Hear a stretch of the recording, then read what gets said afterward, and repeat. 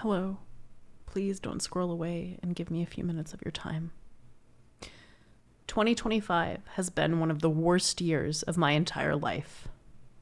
For those of you who are unfamiliar with my story, I have moderately severe cerebral palsy and I use a wheelchair. My Social Security disability benefits were terminated in early 2024 because they claimed I was making too much money and that they had overpaid me.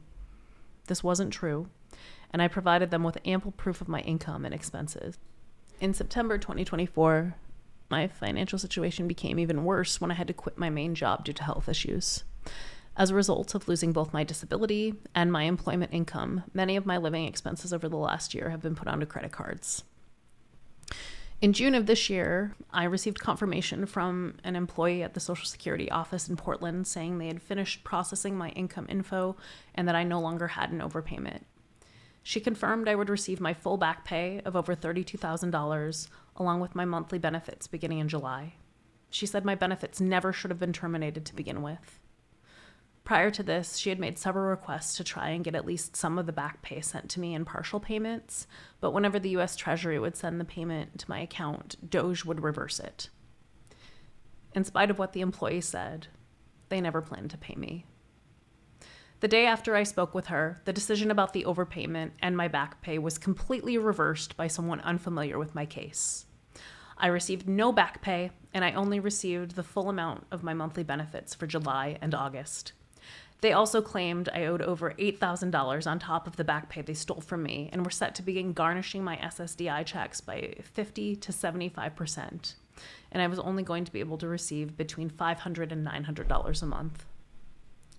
This experience, along with the sweeping cuts to Medicaid that have paid my caregiver hours for the last 10 years, have made it clear to me that my life in the United States is over. More recently, trans people and people on the political left have been deemed terrorists. My family and I belong to both of these groups, and we are terrified of being targeted. The United States has descended into fascism, and the regime poses a direct threat to our lives. So we made the difficult choice to flee the US, and we are now refugee claimants in Canada. This was not a decision we made lightly. I would give anything for it to be safe enough for me to be home in Portland right now. I miss my family. I miss my friends. I miss my community very much. There's a lot of grief that comes with having to leave the country that you've lived in your whole life. I'm sorry. It's just really hard. So as refugee claimants, we understandably had to completely cut ties with the US government.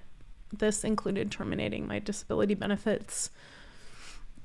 Our families are helping us as much as they're able to, and I've since found some project-based contract work. Also, one of my partners is now working as a dishwasher, but combined, this is barely enough to cover our rent and food expenses. Initially, I had planned to sell my wheelchair van to pay off my debt and give my family and I a financial cushion for a few months. However, when my service dog in training Hotspur became ill a few weeks ago, I was reminded of how vital it is for me to have a reliable vehicle I can independently drive when emergencies happen. There are also many jobs I could be applying for which would require me to have a personal vehicle. We received confirmation last week that Hotspur has Addison's disease, an autoimmune disorder that affects the adrenal glands. The prognosis is usually good, but he will have to be on 2 different steroid medications for the rest of his life. He also may need to be on a liver medication because one of the steroid medications is causing one of his liver enzymes to be high. So I'm relaunching my fundraiser with a new goal of $45,000 USD. The amount you will see on the fundraiser is more because it's in Canadian dollars. This will help me pay off my debt, pay my partner their caregiver salary for a couple of months until my services are set up here, and pay for Hotspur's vet bills and medication. Even if you can't donate, there are other ways you can help. You can share this with family and friends, and even just engaging with this video is very helpful. Thank you so much in advance for all of your help, and Happy New Year. The fundraiser is linked in my bio.